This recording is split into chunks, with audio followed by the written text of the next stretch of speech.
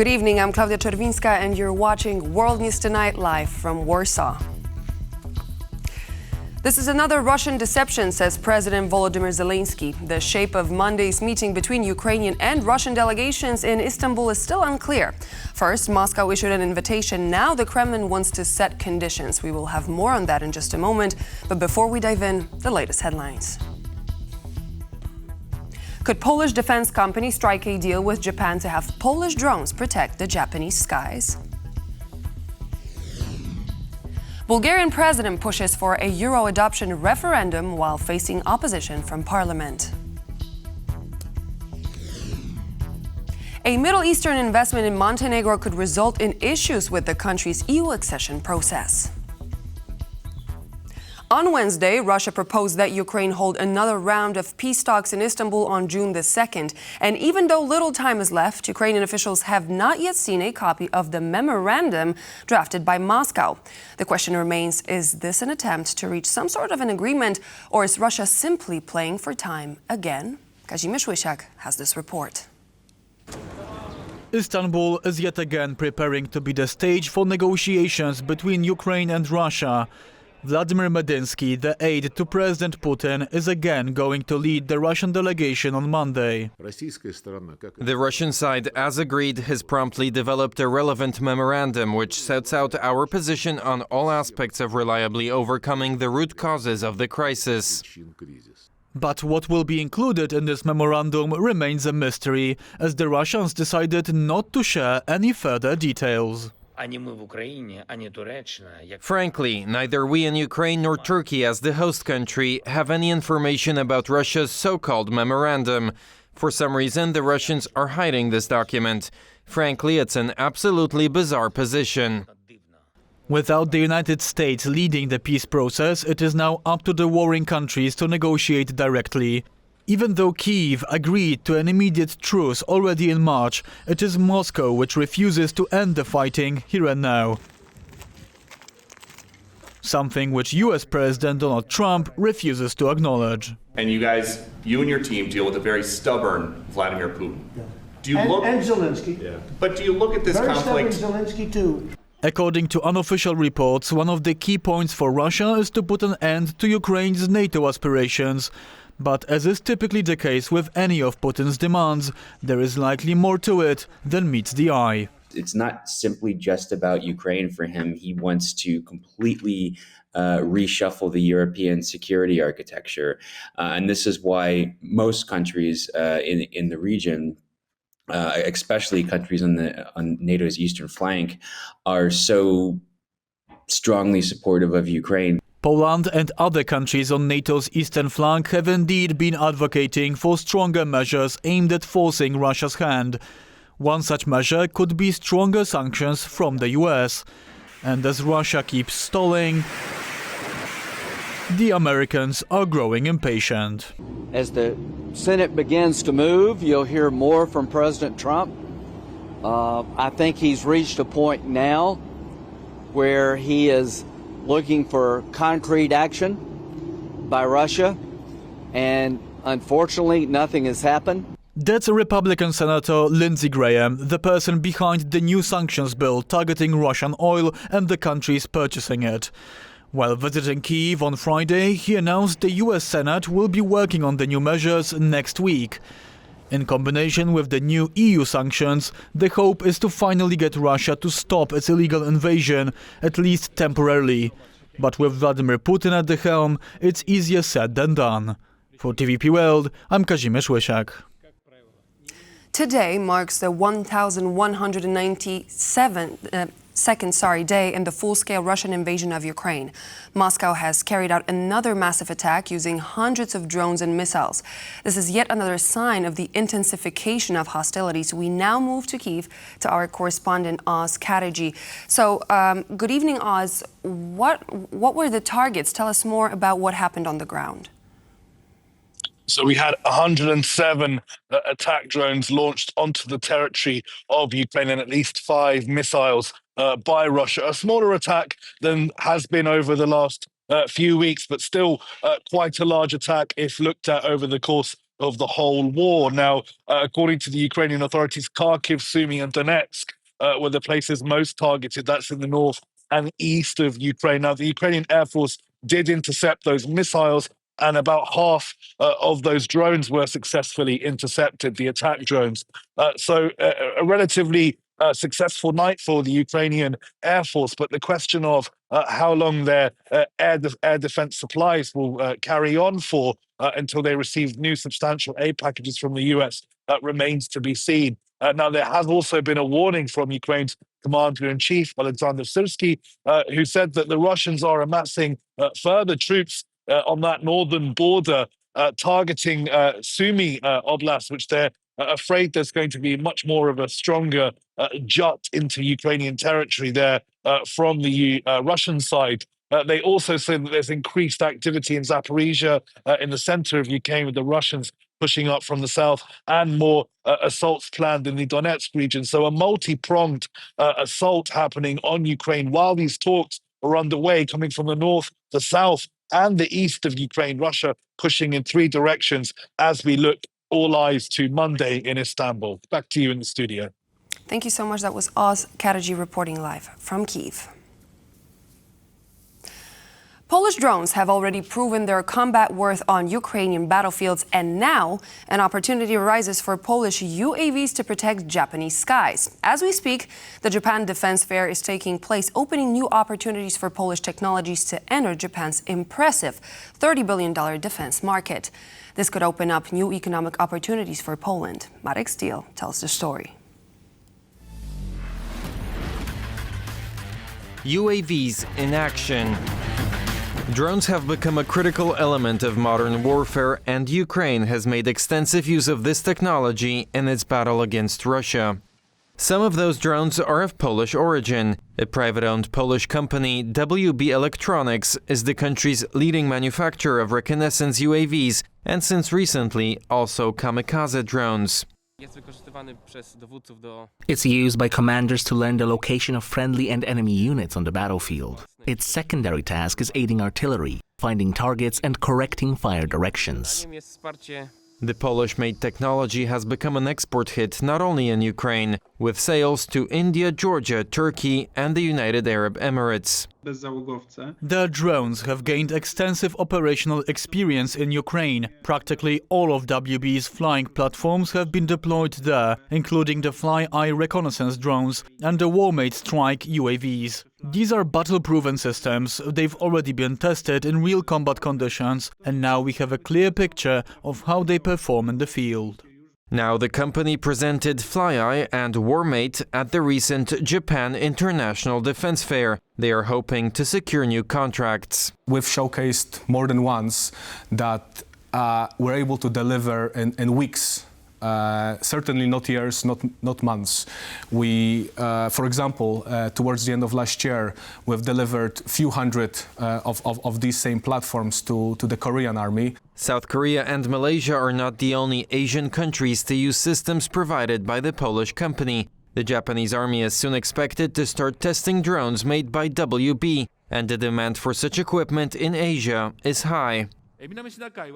In the South China Sea, a nation that once declared it had no intention of pursuing militarization of disputed areas through land reclamation of coral reefs is now rapidly advancing militarization. Bright prospects await the entire drone industry. According to Drone Industry Insights, the UAV market is projected to expand at an annual rate of approximately 8%, reaching a value of nearly $58 billion by 2030.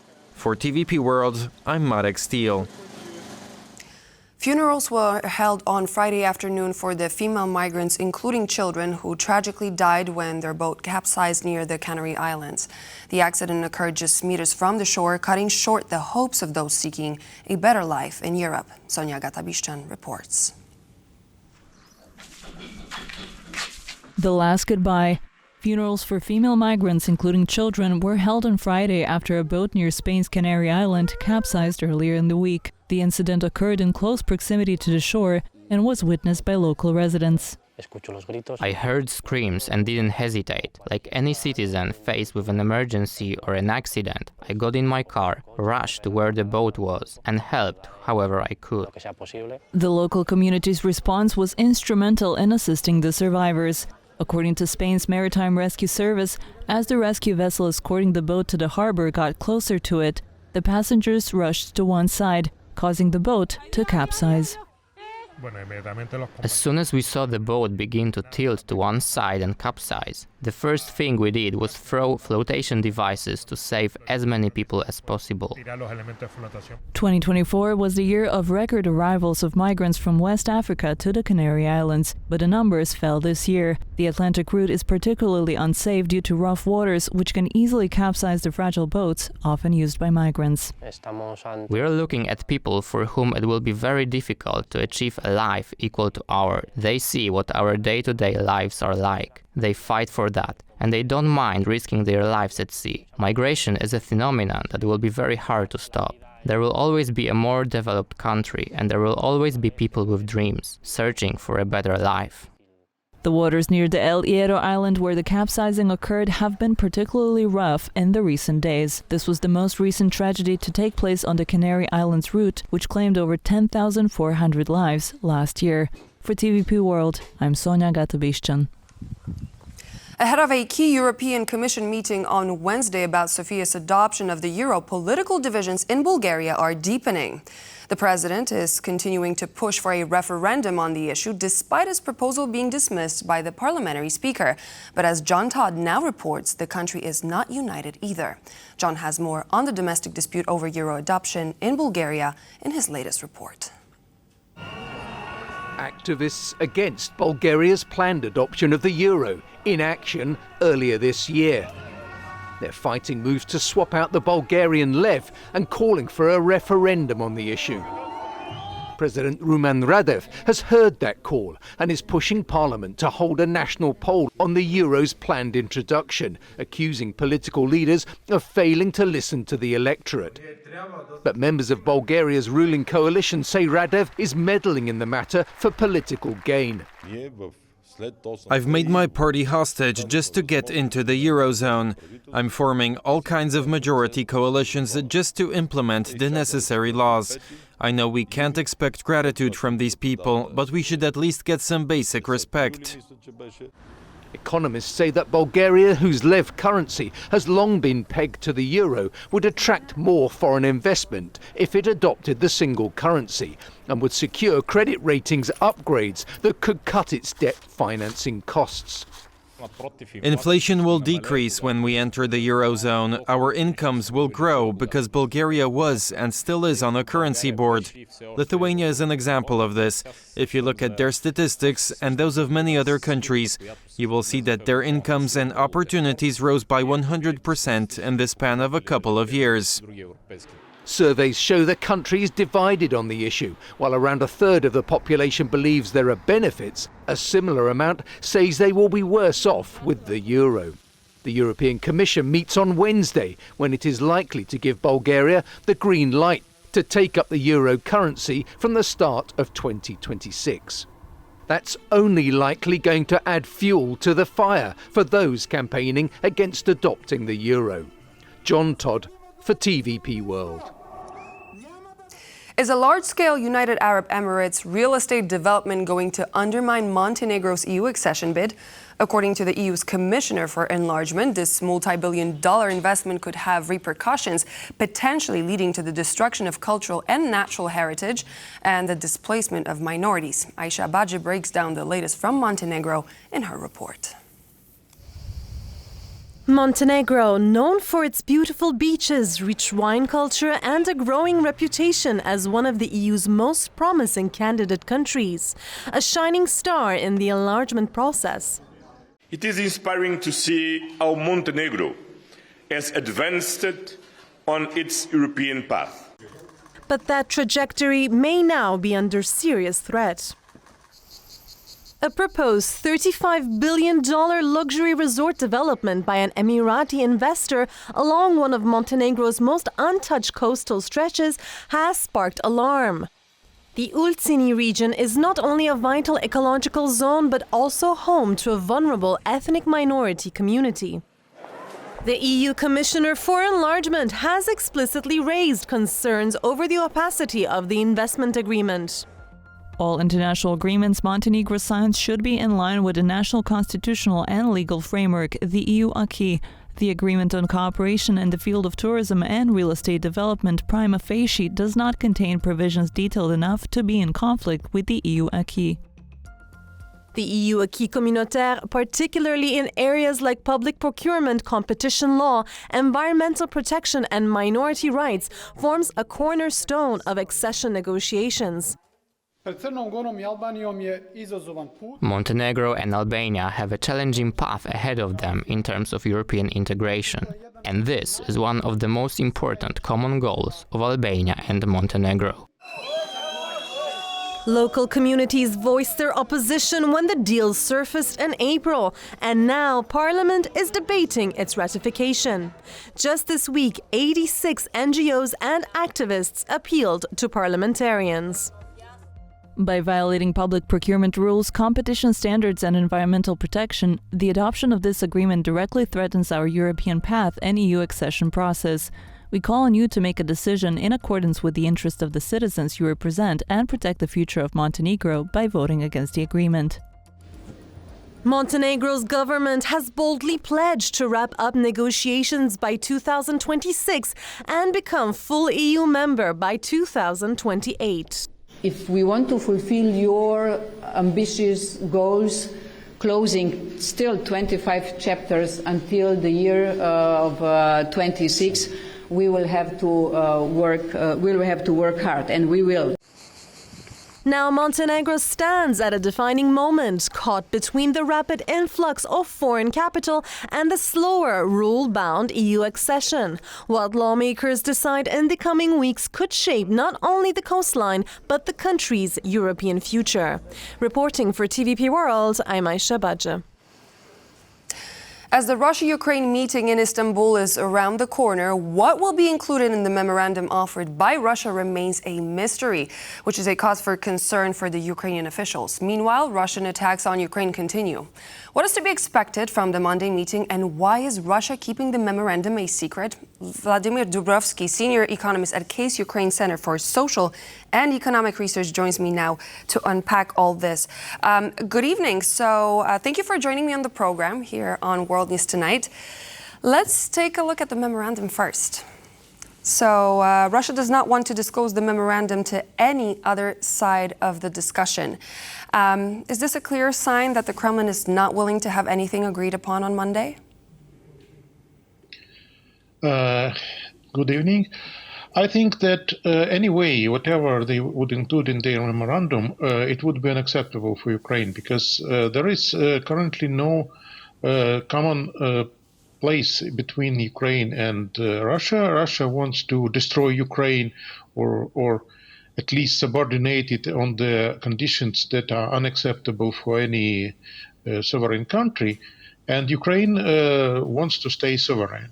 So unfortunately, there is nothing to expect from these talks, apart from maybe some other prisoners exchanges, or maybe some minor issues like ceasefire at the sea or something like this, what was already discussed.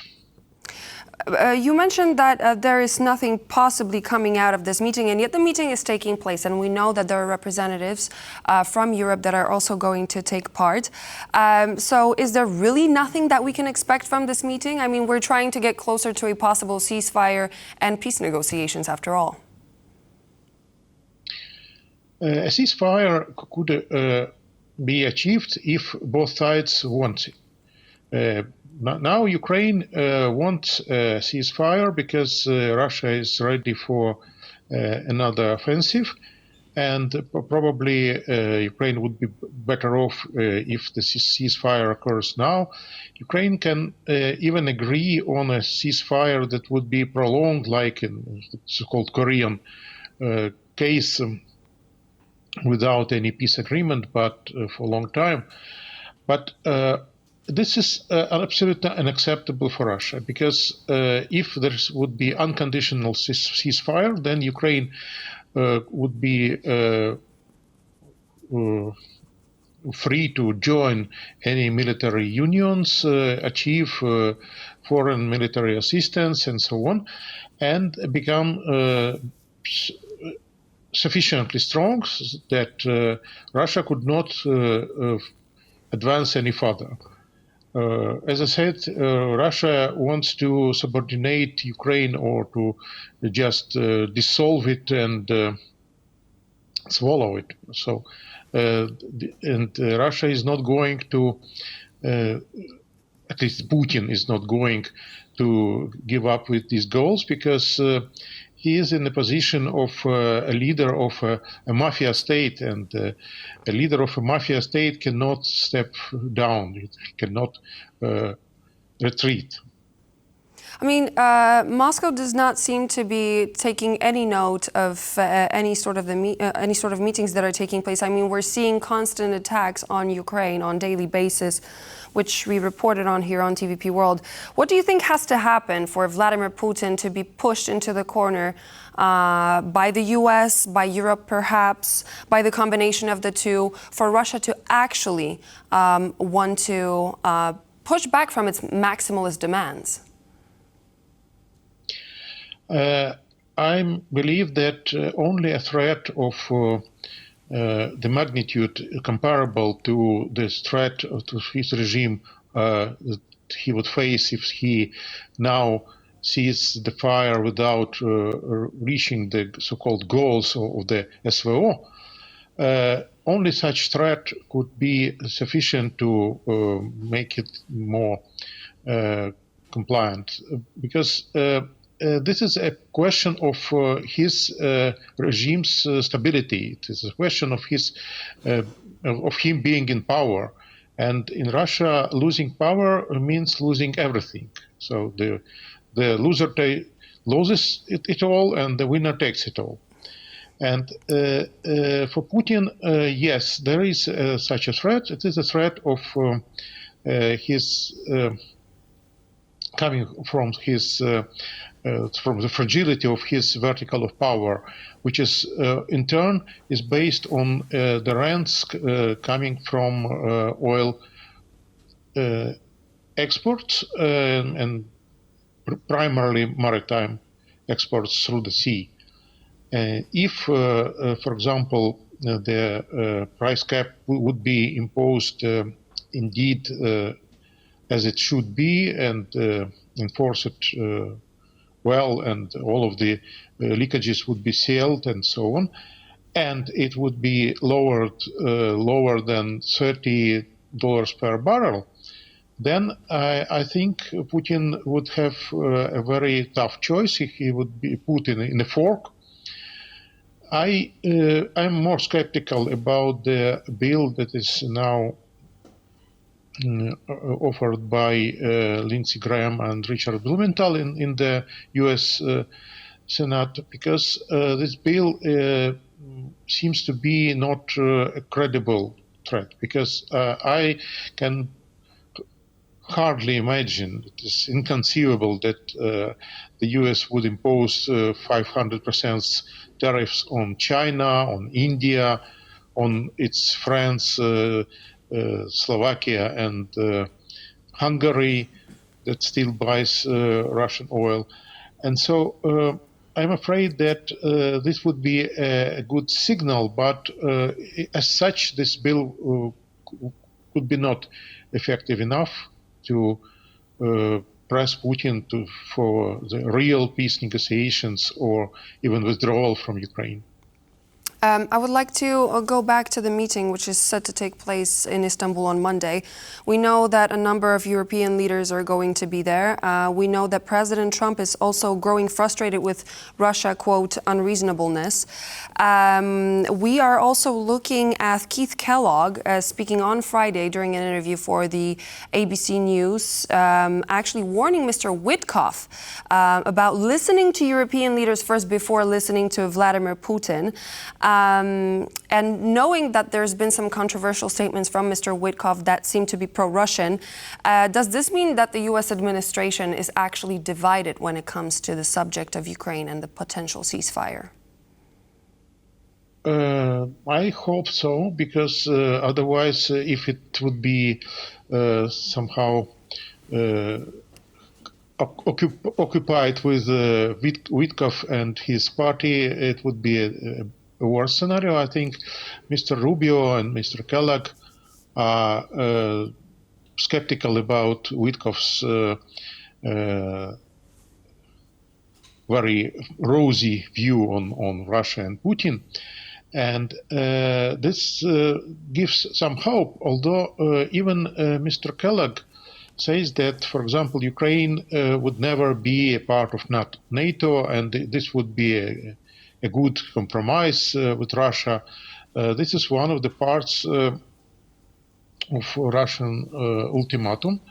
And this is the most critical part, because unfortunately, Ukraine would not be able to sustain present level of military expenditures for any long, even if the war stops. Because now we are spending all of the internal revenues, I mean, all of the taxes, all of the profits of dividends from the state enterprises, all of the domestic borrowing, everything.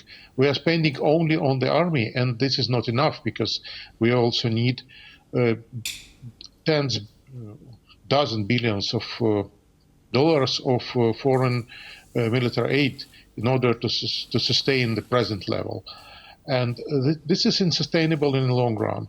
The only way for Ukraine to sustain this confrontation with Russia in the future is to join NATO or any other military bloc and become maybe a cornerstone of this bloc, but still not be alone in this confrontation. Unfortunately, Mr. Kellogg buys this Russian story about some threat of NATO. He said that he understands Russia's concerns about NATO extension and so on. And this makes me skeptical about the present US administration as such. Thank you very much. Vladimir Dubrovsky, senior economist at the Case Ukraine Center for Social and Economic Research, was my guest on World News Tonight. Thank you so much for joining. Thank you. And so this would be all for now here on World News Tonight, but please do stay tuned. We're back in just a moment with more news and features for you to enjoy, and we'll see you there.